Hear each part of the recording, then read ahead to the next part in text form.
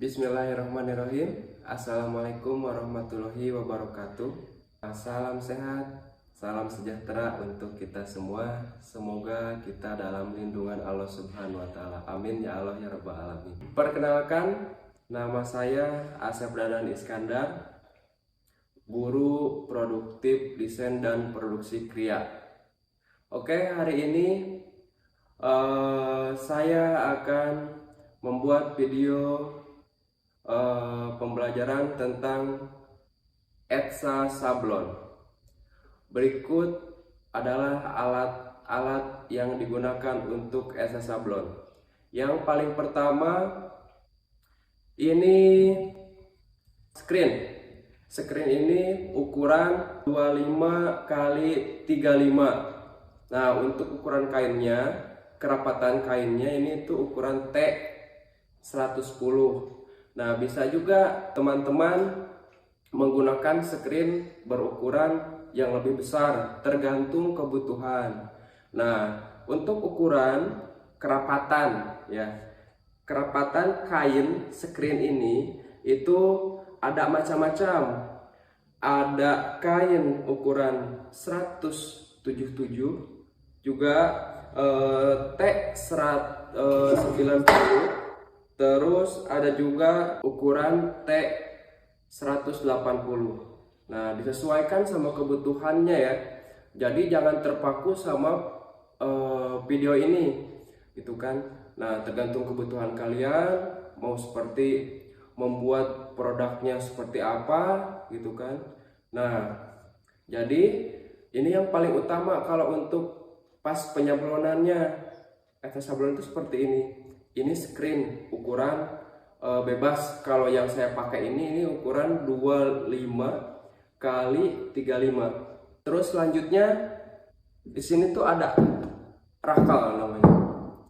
Diusahakan ini karet. Fungsinya rakal ini untuk meratakan cat di permukaan screen. Jadi kalau seumpamanya di sini sudah ada cat PVC atau Ulano, kalian tinggal diratakan pakai rakal. Ukurannya disesuaikan sama screen ya. Ini juga sama, tergantung kebutuhan. Tinggal caranya itu kalau rakal ini screen ada cat, baru langsung ditarik sampai merata. Oke ya.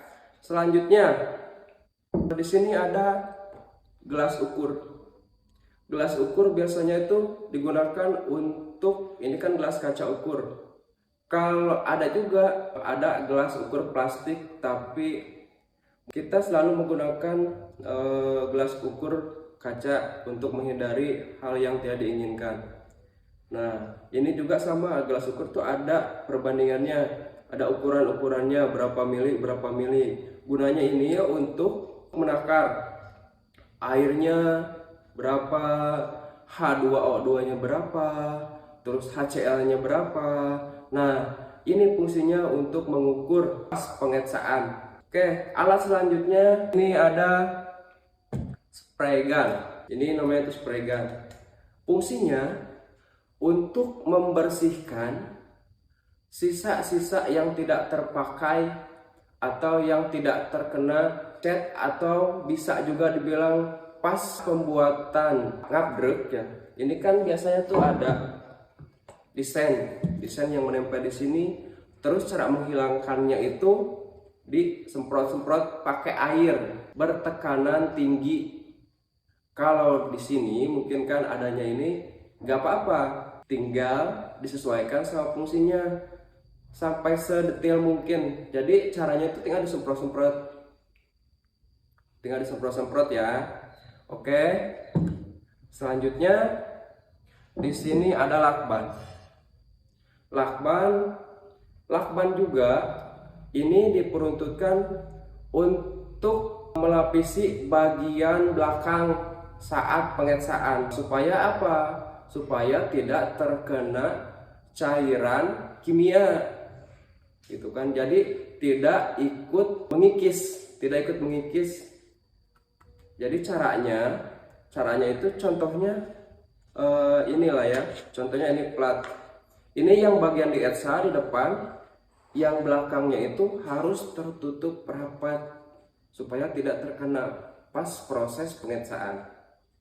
Oke, selanjutnya ini sumpit.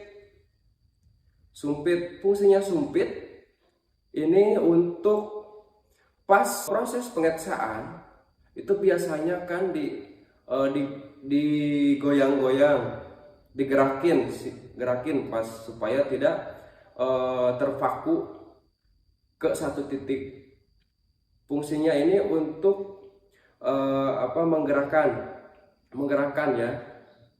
Selain itu bisa pakai sumpit, bisa pakai sapu lidi, asalkan jangan pakai besi, benda logam ya.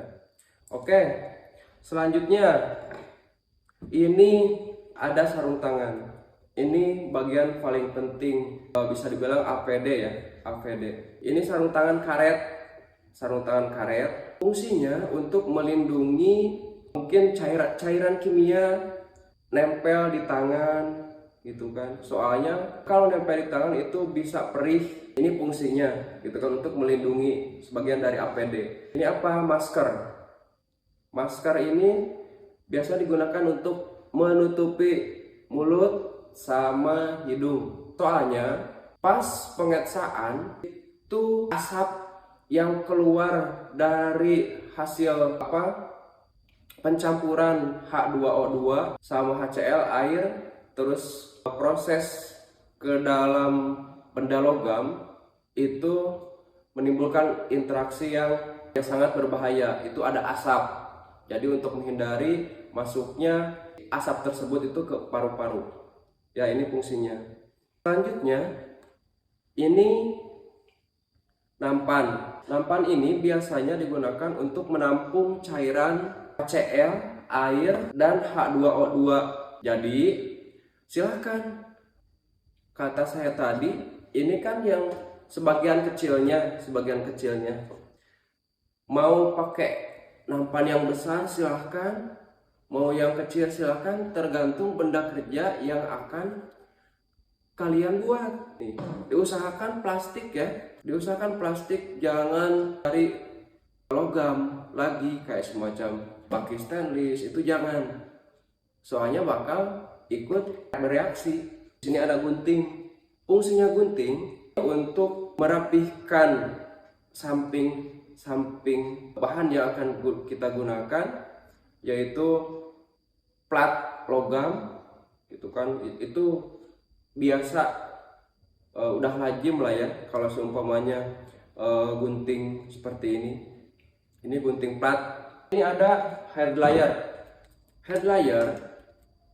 Fungsinya ini untuk mengeringkan cat hasil sablonan ataupun cat yang menempel di sini, yaitu untuk memunculkan hasil updruk ya. Untuk mengeringkan hasil updruk bisa sebelum di-updruk itu harusnya itu dikeringkan dulu ya, sampai benar-benar kering. Nah, ini fungsinya. Di sini itu ada kertas HPS biasa, ada kertas karkir. Kenapa saya tampilkan dua-duanya? Kalau yang kertas karkir ini sudah lazim di dunia sablon itu harus pakai ini.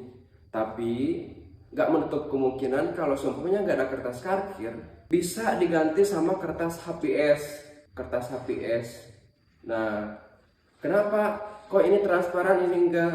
Nah, kita bisa akali dengan cara dioleskan dengan minyak goreng. Terus kalian itu lumuri aja. Jadi supaya terjadilah transparan, sama persis dengan kertas karkir itu kan ya. Jadi jangan terpaku, nggak ada kertas karkir gimana ya. Nah, ada solusinya.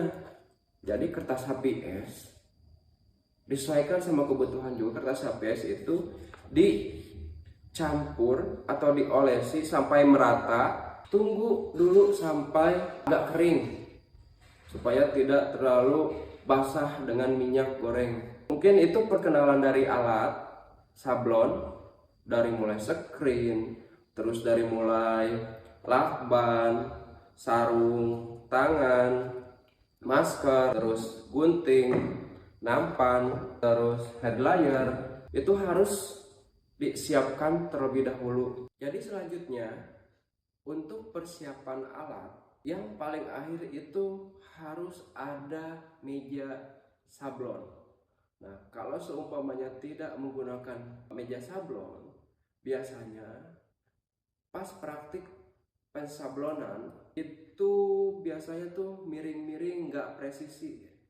Nah, gunanya meja sablon untuk mempermudah proses penyablonan supaya lebih akurat, presisi. Jadi diusahakan Anda di seluruh instansi itu harus ada meja sablon.